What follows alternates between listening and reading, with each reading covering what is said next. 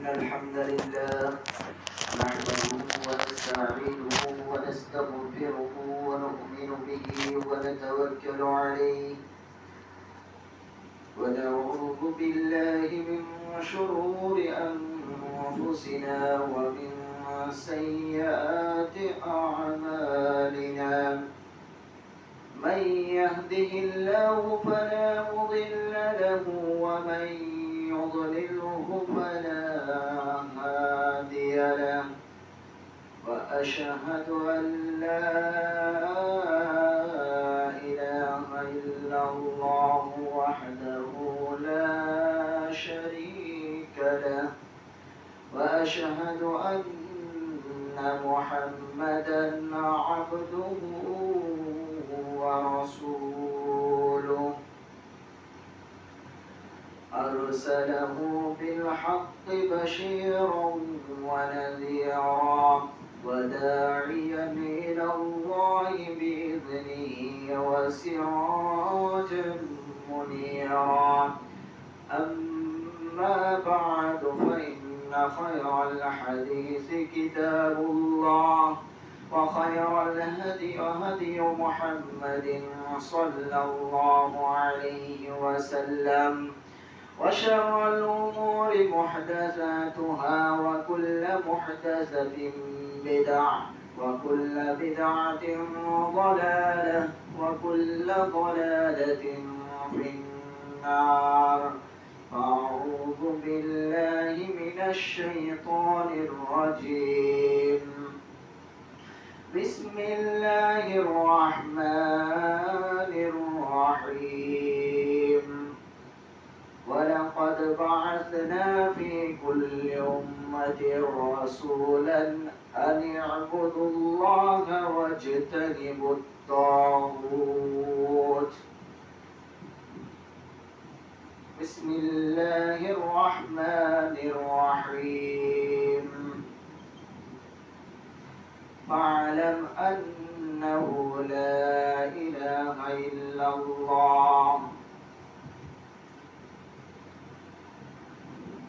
সমস্ত প্রশংসা আরাধনা সেই মহান রব্বুল আলামিনের জন্য যিনি আমাদেরকে বিভিন্ন কাজ থেকে বিরত রেখে এই সাপ্তাহিক ঈদের দিনে একত্রিত করেছেন এবং তার পবিত্র বাণী থেকে কিছু কথা বলার এবং শোনার তৌফিক দান করেছেন, তার জন্য শুকরিয়া স্বরূপ বলে আলহামদুলিল্লাহ। তারপরে পরে আমাদের প্রিয় নবী মুহাম্মদুর রাসূলুল্লাহ সাল্লাল্লাহু আলাইহি ওয়াসাল্লাম এর প্রতি শতকোটি দরুদ ও শান্তির ধারা বর্ষিত হোক। আল্লাহুম্মা সাল্লি আলাইহি আল্লাহুম্মা বারিক আলাইহি। সম্মানিত মুসল্লি, আজকের এই পবিত্র ঈদের দিনে, সাপ্তাহিক ঈদের দিনে আমার বক্তব্যের বিষয় তাওহীদ। তাওহীদ সম্পর্কে কিছু কথা আলোচনা করব ইনশাআল্লাহ।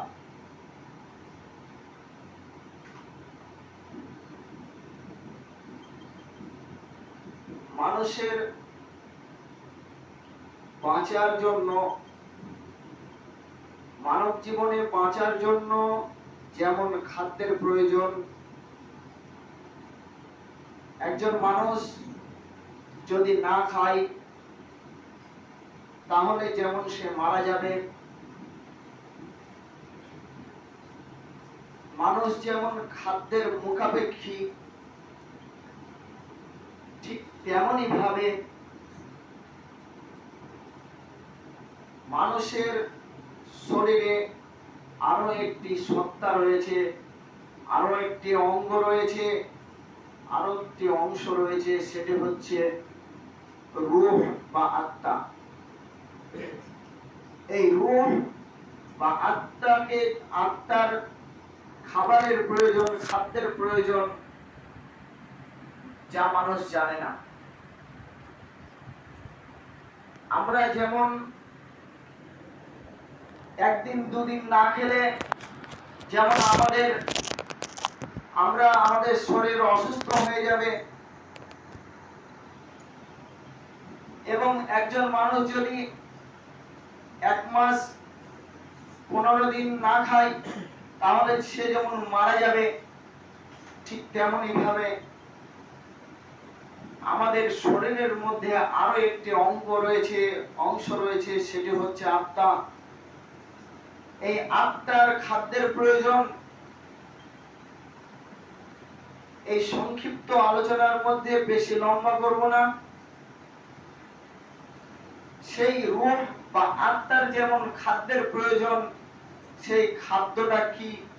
সেটি হচ্ছে রূহের সবচেয়ে বড় খাদ্য সেটা হচ্ছে তাওহীদ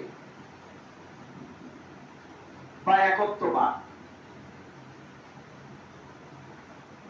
আমি কোরআনুল কারীম থেকে 2টি আয়াত পাঠ করেছি আপনাদের সম্মুখে। এই 2টি আয়াতকে সামনে রেখে কিছু আলোচনা করব ইনশাআল্লাহ।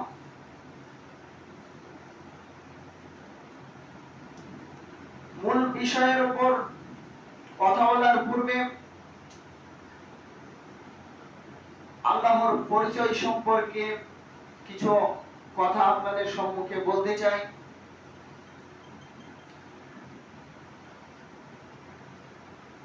মানুষ আল্লাহর ঘোষণা অনুযায়ী ইসলামের শুরুতেই আল্লাহর পরিচয় সম্পর্কে আল্লাহ রাব্বুল আলামিন পবিত্র কোরআনের মধ্যে ঘোষণা করে দিয়েছেন, ফাআলাম আন্নাহু লা ইলাহা ইল্লাল্লাহ। তোমরা জেনে রাখো, ফাআলাম তোমরা জেনে রাখো, আন্নাহু লা ইলাহা ইল্লাল্লাহ যে আল্লাহ ব্যতীত সত্য কোনো ইলাহ নেই, সত্য কোনো মাবুদ নেই। আল্লাহ রাব্বুল আলামিন সরাসরি কিন্তু এখানে আল্লাহ যে আল্লাহি ইলাহ এই কথা কিন্তু আল্লাহ রাব্বুল আলামিন সরাসরি বলেননি। আল্লাহ রাব্বুল আলামিন এর মধ্যে সমস্ত যেগুলো বাতিল মাবুদ, সমস্ত মাবুদকে বাতিল করার পরে তারপরে আল্লাহ রাব্বুল আলামিন যেগুলো মিথ্যুক মাবুদ সেগুলোকে বাতিল করার পরে আল্লাহ রাব্বুল আলামিন বলেছেন যে আল্লাহই সত্য ইলাহ। এরপরে আরো একটি আয়াতের মধ্যে আল্লাহ রাব্বুল আলামিন বলেন, আফারাআইতা মান ইত্তাখাযা ইলাহাহু হাওয়া। তোমরা কি তাকে লক্ষ্য করেছো যারা নিজের নফসকে নিজের খেয়াল খুশিকে নিজের মাবুদ বানিয়ে নিয়েছে? সুতরাং এই 2টি আয়াতকে সামনে রেখে আমরা এটুকু বুঝতে পারলাম যে মানুষের যেমন খেয়াল খুশির পূজা, মানুষের নফসের পূজা, নিজের নফসের পূজা, খেয়াল খুশির পূজা, মাজার পূজা হোক, মূর্তি পূজা হোক, এই সব করা, এগুলো সব হচ্ছে বাতিল মাবুদ, এগুলো হচ্ছে মিথ্যুক মাবুদ। শুধুমাত্র একমাত্র আল্লাহ রাব্বুল আলামিন সত্য মাবুদ, সত্য ইলাহ।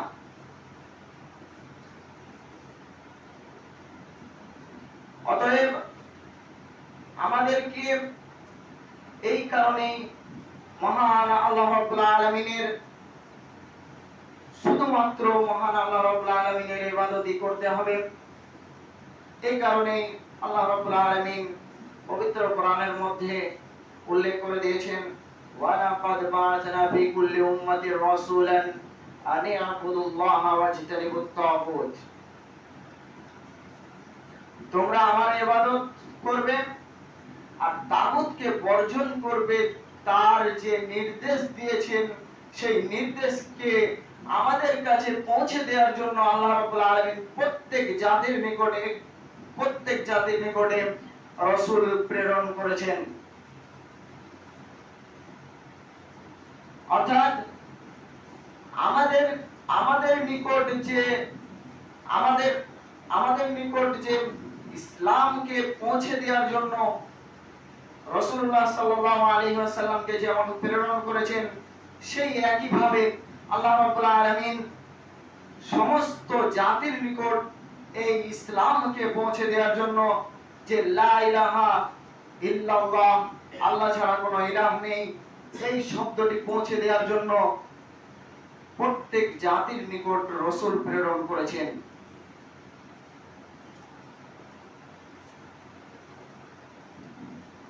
এছাড়াও রাসূলুল্লাহ সাল্লাল্লাহু আলাইহি ওয়াসাল্লাম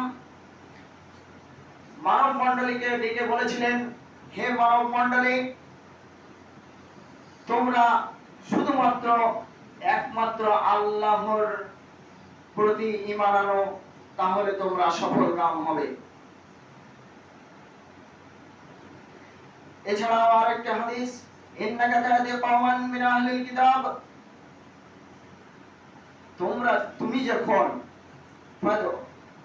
তুমি যখন আহলে কিতাবদের কাছে দাওয়াত নিয়ে যাবে, তখন সর্বপ্রথম এই দাওয়াতটাই দিবে।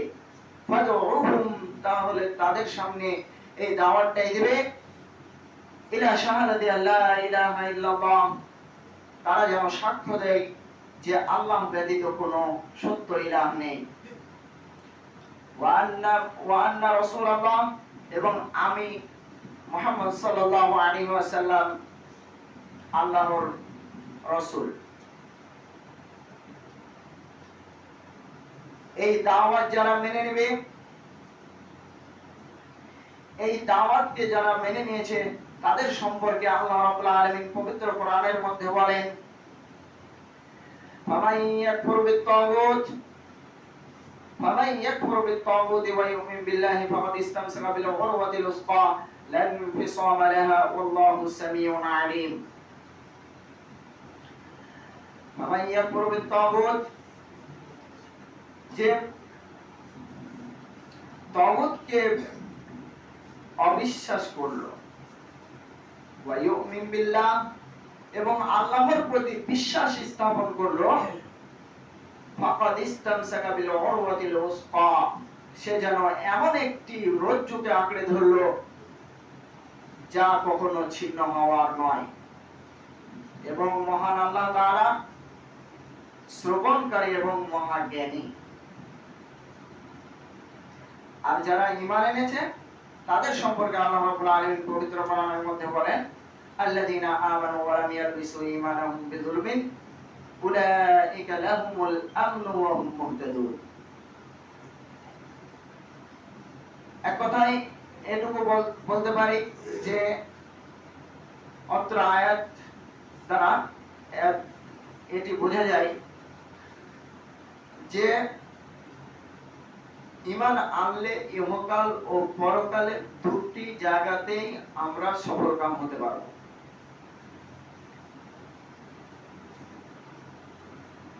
আর ইহকাল ও পরকালে নিশ্চিত আমাদের নিরাপত্তা নিশ্চিত হতে হবে।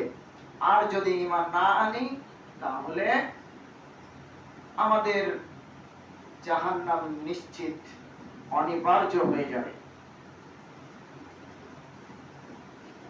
অতএব আর বেশি লম্বা করব না। এরপরে তাওহীদ সম্পর্কে যে আমাদের মূল বিষয়, তাওহীদ শব্দের অর্থ। তাওহীদ শব্দের অর্থ হচ্ছে একত্ববাদ।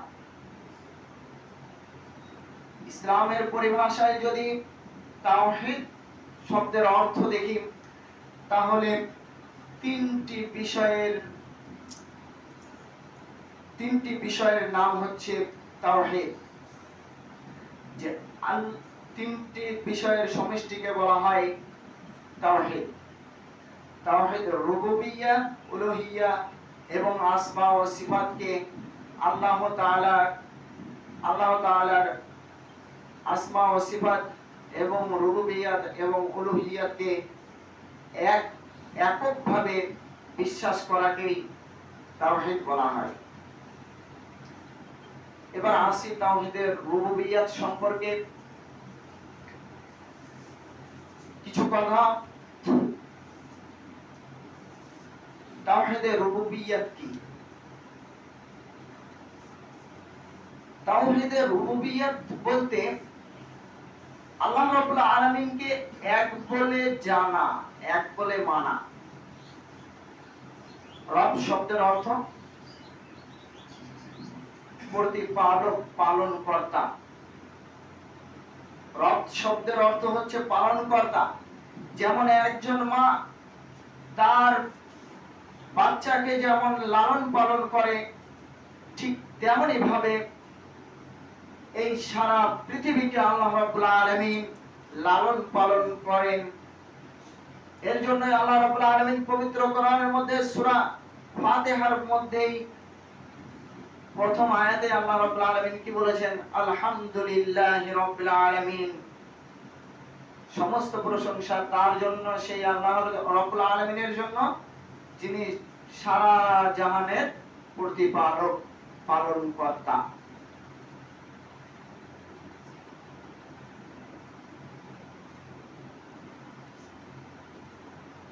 এই রুবুবিয়্যাত সম্পর্কে যদি বুঝতে যায় তাহলে কোরআনে কারীমে সূরা নামাল আয়াত নম্বর 60 নম্বর আয়াতে আল্লাহ রাব্বুল আলামিন 60 নম্বর আয়াত থেকে এ সম্পর্কে কিছু বলেছেন। আম্মান খালাকাস সামাওয়াতি ওয়াল আরদ, আম্মান খালাকাস সামাওয়াতি ওয়াল আরদ, আসমান এবং জমিন কে সৃষ্টি করেছেন? তিনি কে, যিনি আসমান এবং জমিনকে সৃষ্টি করেছেন? আল্লাহ রাব্বুল আলামিন নিজেই প্রশ্ন করছেন। তারপরে ওয়া আনজালা লাকুম মিনাস সামাই মাআ, এবং আসমান থেকে পানি বর্ষণ করেন কে? ফাআনবাদনা বিহি হাদাইকা যাতা বাহজা, এবং সেই ছোট্ট দানা থেকে, ছোট্ট বীজ থেকে গাছ উৎপন্ন করেন কে? এরপরে আল্লাহ রাব্বুল আলামিন চ্যালেঞ্জ করে বলছেন, মা কানা লাকুম আন তুমবিতু শাজারাহা, যে গোটা পৃথিবীর মানুষ তোমরা যদি সকলে মিলে, সকলে একত্রিত হও, আর আমি যদি সেই ছোট্ট দানা থেকে, বীজ থেকে যদি গাছ উৎপন্ন না করি, তাহলে তোমাদের কোনো ক্ষমতা নেই যে সেই ছোট্ট দানা থেকে গাছ উৎপন্ন করবে।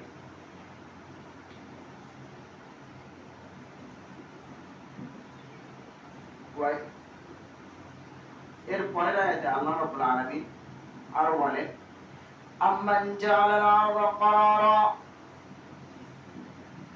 এই জমিনকে বসবাসের উপযোগী কে করেছেন? তিনি কে, যিনি এই জমিনকে বসবাসের উপযোগী করেছেন?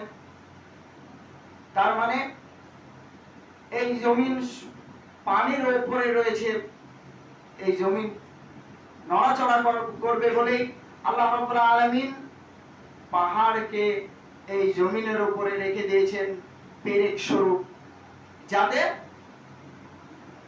নড়াচড়া না করতে পারে, জমিন যেন নড়াচড়া না করতে পারে।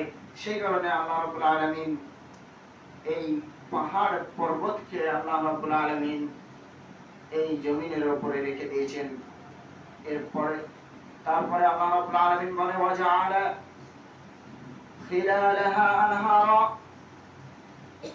এবং এই জমিনের মধ্যে যে নদী নালা প্রবাহিত হয়েছে সেটাকে প্রবাহিত করেছে। ওয়াজআলা লাহা রাওয়াসিয়া, এবং দীর্ঘ যে পর্বতমালা এই পর্বতমালাকে কে সৃষ্টি করেছে? ওয়াজআলা বাইনাল বাহরাইনি হাজিজা, এবং যে দুটি নদী, দুটি সমুদ্রকে, সমুদ্রের মধ্যে যে অন্তরায় রয়েছে, এই অন্তরায় কে সৃষ্টি করেছে? অন্তরায় বলতে দুই দুই সমুদ্রের পানি কিন্তু আলাদা আলাদা। আমরা অনেকেই জানি, মোবাইল, এখন মোবাইল ইন্টারনেটের যুগ, অনেকেই দেখেছি এ সম্পর্কে, অনেকেই যে এক পাশাপাশি একটা সমুদ্রের পানির রং আলাদা, আরেকটা পানির রং আলাদা। এরপরে কোরআন মাজিদেও আল্লাহ রাব্বুল আলামিন অন্য এক আয়াতের মধ্যে আল্লাহ রাব্বুল আলামিন এই সম্পর্কে বলেন, ওয়া হুয়াল্লাযী মারাজাল বাহরাইনি হাযা আযবুন ফুরাত। ফুরাত শব্দের অর্থ মিঠা পানি, মিষ্টি পানি। ফুরাত শব্দের অর্থ হচ্ছে মিষ্টি পানি। ওয়া হাযা মিলহুল উজাজ, এবং উজাজ শব্দের অর্থ হচ্ছে নোনা পানি। তাহলে দুটি পাশাপাশি সমুদ্রের পানি, দুটির কিন্তু স্বাদ আলাদা। একটির স্বাদ হচ্ছে মিষ্টি, আরেকটির স্বাদ হচ্ছে নোনা। তাহলে আল্লাহ রাব্বুল আলামিন, সেই মহান আল্লাহ রাব্বুল আলামিনের হিকমতে আল্লাহ রাব্বুল আলামিন দুটি পানিকে একত্রিত করেছেন, কিন্তু দুটি পানি আলাদা আলাদা হয়ে আছে। আল্লাহ রাব্বুল আলামিন সমুদ্রের পানিকে নোনা করলেন কেন? কারণ এর কারণ যদি বৈজ্ঞানিক ব্যাখ্যাতেও যান, তাহলেও বুঝতে পারা যাবে যে মিষ্টি পানি যেগুলো আমরা দেখছি, পুকুরের পানি এক জায়গায় স্থির থাকে, স্থির থাকার পরে সেই পানি 2-6 মাসের মধ্যেই তার রং চেঞ্জ হয়ে যায়, তার স্বাদ চেঞ্জ হয়ে যায়। তাতে যদি দুর্গন্ধযুক্ত কিছু পড়ে, সেই পানির মিষ্টি, সেই পানির স্বাদও বদলিয়ে যায়। এই জন্য বলছে যে মিষ্টি পানির রং বদলায়, স্বাদ বদলায়, কিন্তু আল্লাহ রাব্বুল আলামিন নোনা পানি কেন করলেন? কারণ হচ্ছে যে নোনা এমন একটি যে এমন একটা বস্তু যে তাতে দুর্গন্ধযুক্ত অনেক কিছুই, সমুদ্রের মধ্যে অনেক কিছুই মরা জীবজন্তু পড়ে থাকার পরেও সেই পানি কেন দুর্গন্ধযুক্ত হয় না? এর মধ্যেও হিকমত রয়েছে আল্লাহ রাব্বুল আলামিনের কুদরত, যে এই পানিকে নোনা করার একটাই কারণ, সেটা হচ্ছে পানি বিশুদ্ধ থাকে।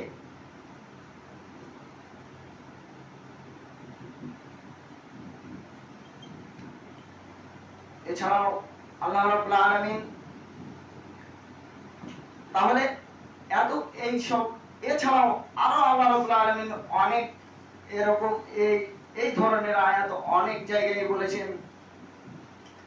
এই ধরনের আয়াত বলার যে কারণ, সেটি হচ্ছে যে তাওহীদ সম্পর্কে, যে গোটা কোরআন, পুরো কোরআনটাই হচ্ছে তাওহীদ। আর তাওহীদের যে তাওহীদের রুবুবিয়্যাত, তাওহীদ আল্লাহকে রব হিসাবে মানা, এটার ব্যাপারে। আর তাওহীদে উলুহিয়্যা এবং আল্লাহ তাআলাকে ইলাহ হিসাবে মানা, দুটি কিন্তু এক নয়। এতে অনেক আমাদের মধ্যে অনেক ভাইদের এই আকীদা আছে যে তাওহীদে রুবুবিয়্যাত আর তাওহীদে উলুহিয়্যা দুটো এক, কিন্তু না ভাই, দুটো এক কখনো হতে পারে না। কেননা আল্লাহকে ইলাহ হিসাবে, আল্লাহকে রব হিসাবে সকলেই মানে, শুধু মুসলিম জাতি নয়, বরং শিখ, ঈসাই, হিন্দু, সমস্ত পৃথিবীতে যত জাতি রয়েছে, শুধুমাত্র নাস্তিক ব্যতীত সকলেই আল্লাহ রাব্বুল আলামিনকে রব হিসাবে মানে। কেননা আপনি দেখেন, যদি আল্লাহকে রব হিসাবে না মানে, তাহলে আপনি দেখুন কয়েকটি উদাহরণ। রাসূলুল্লাহ সাল্লাল্লাহু আলাইহি ওয়াসাল্লামের দাদার নাম কি ছিল? Abdul Muttalib. অতএব আব্দুল মুত্তালিব যখন তিনি কাবা ঘরের কিন্তু দায়িত্ব পালন করতেন।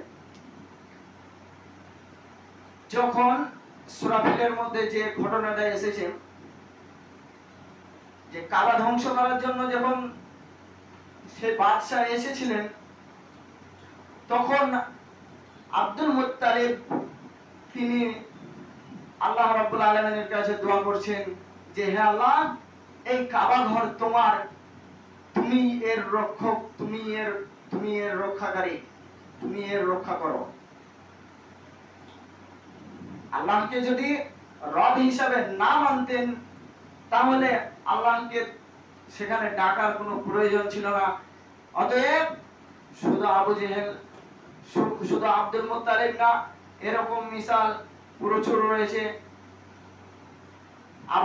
আবু জেহেল তিনিও আল্লাহকে রব হিসাবে মানতেন। প্রমাণ বদরের যুদ্ধে যখন রাসূলুল্লাহ সাল্লাল্লাহু আলাইহি ওয়াসাল্লামের বাহিনী দেখেছিলেন, তখন তিনি বলেছিলেন, আজকে হে আল্লাহ, আজকে যে সত্য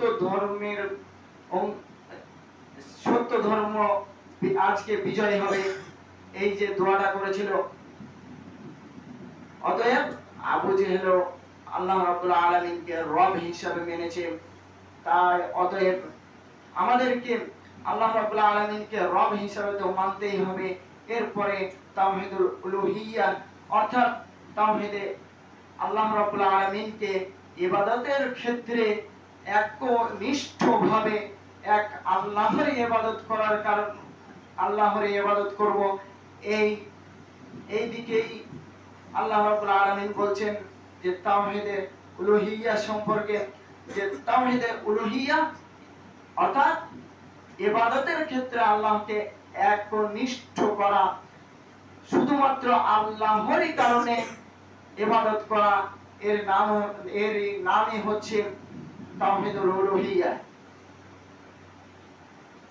পুরা কোরআন মাজিদ যেমন তাওহীদ, ঠিক তেমনি ভাবে পুরো তাওহীদের একটা নিচড় আল্লাহ রাব্বুল আলামিন পবিত্র কোরআনের মধ্যে সূরা ফাতিহার মধ্যে দিয়ে দিয়েছেন। পুরো সূরা ফাতিহা যদি পড়েন, তাহলে তিনটি যে আল্লাহ রাব্বুল আলামিন যে তিনটি তাওহীদের যে তিনটি বিষয়, তিনটি কথা বলেছি, যে তিন রকমের তাওহীদ, তাওহীদে রুবুবিয়্যা, উলুহিয়্যা ও আসমা সিফাত, এই যে তিনটি কথা বলা হয়েছে, এই তিনটেই সূরা ফাতিহার মধ্যে পাবেন। যেমন আলহামদুলিল্লাহি রাব্বিল আলামিন, এটি তাওহীদুর রুবুবিয়্যা, আপনাদের এর আগেই পড়লাম। এরপরে আর রহমানির রহিম, আসমা ও সিফাত, আল্লাহ রাব্বুল আলামিনের এখানে সিফাত বর্ণনা করা হয়েছে। মালিকি ইয়াউমিদ্দিন, কিয়ামতের দিনের মালিক, বিচার দিনের মালিক, অর্থাৎ এখানেও আল্লাহ রাব্বুল আলামিনের সিফাত বর্ণনা করা হয়েছে। এরপরে ইয়্যাকা না'বুদু ওয়া ইয়্যাকা নাস্তাঈন, এখানে ইবাদতের কথা বলা হয়েছে, অর্থাৎ ইবাদত, যেখানে ইবাদতের কথা বলা হবে সেখানেই তাওহীদুল উলুহিয়্যা আসবে। তাওহীদুল উলুহিয়্যা এখান থেকে শুরু। ইয়্যাকা না'বুদু ওয়া ইয়্যাকা নাস্তাঈন ইহদিনাস সিরাতাল মুস্তাকিম, তুমি আমাকে সঠিক পথ দেখাও।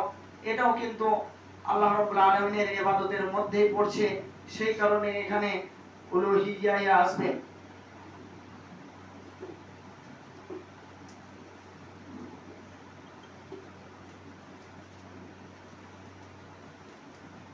এরপরে এছাড়াও সিরাতাল্লাযীনা আন'আমতা আলাইহিম গায়রিল মাগদুবি আলাইহিম ওয়ালাদ-দাল্লিন, এ পর্যন্ত পুরোটাই তাওহীদুল উলুহিয়্যা। আর কয়েকটি আয়াত আপনাদের সম্মুখে পরিবেশন করব। সেটি হচ্ছে ওয়ালাইন সালতাহুম মান খালাকাস সামাওয়াতি ওয়াল আরদ ওয়া সাখখারাশ শামসা ওয়াল কমার লা ইয়াকুলুন্নাল্লাহু ওয়া আন্না ইউফাকুন। ওয়ালাইন সালতাহুম,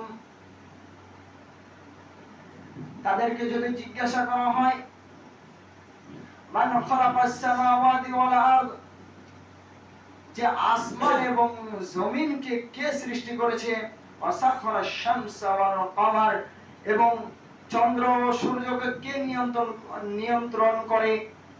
তখন তারা বলবে লা ইয়াকুলুনাল্লাহ, তখন তারা বলবে নিশ্চয় তারা বলবে কে? আল্লাহ। অর্থাৎ এই অত্র আয়াতেও বোঝা যাচ্ছে যে মুশরিকরা আল্লাহ রাব্বুল আলামিনকে রব হিসাবে মানতেন। তাওহীদ উলুহিয়্যা সম্পর্কে আল্লাহ রাব্বুল আলামিন পবিত্র কোরআনের মধ্যে অনেক জায়গায় অনেক আয়াতে উল্লেখ করেছেন। তার মধ্যে কয়েকটি, ওয়া ইলাহুকুম ইলাহুন ওয়াহিদ লা ইলাহা ইল্লা হুয়ার রহমানুর রহিম।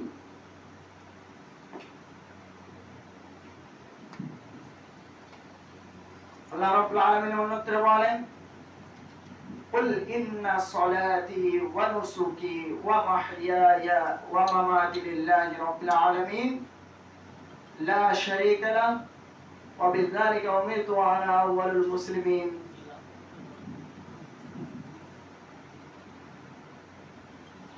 তো এখানে আল্লাহ রাব্বুল আলামিন যতগুলো ইবাদতের কথা এখানে বলেছেন সবই বলছেন যে আমার জন্যই।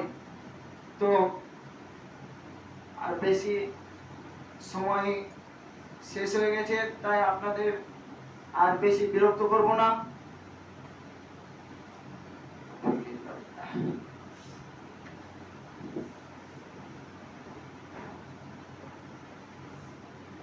حامدا ومصليا أما بعد فأعوذ بالله من الشيطان الرجيم بسم الله الرحمن الرحيم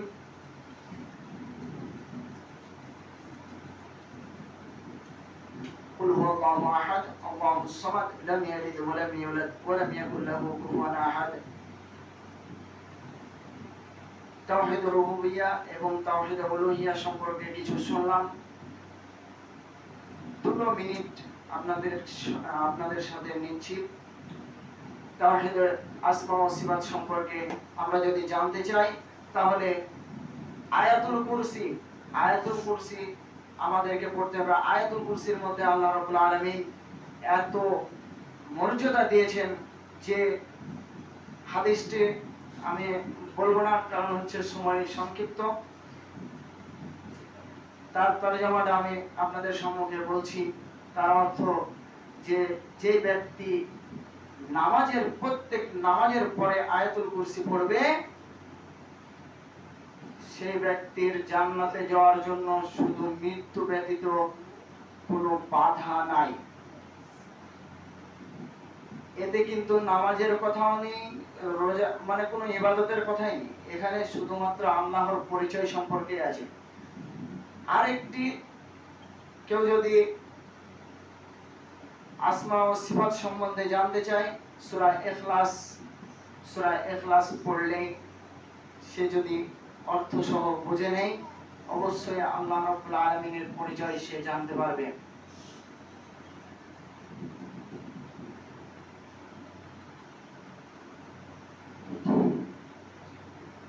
সুবহানাকাল্লাহুম্মা ওয়া বিহামদিকা আশহাদু আল্লা ইলাহা ইল্লা আনতা আস্তাগফিরুকা ওয়া আতুবু ইলাইক ওয়া আকিমুস সালাহ।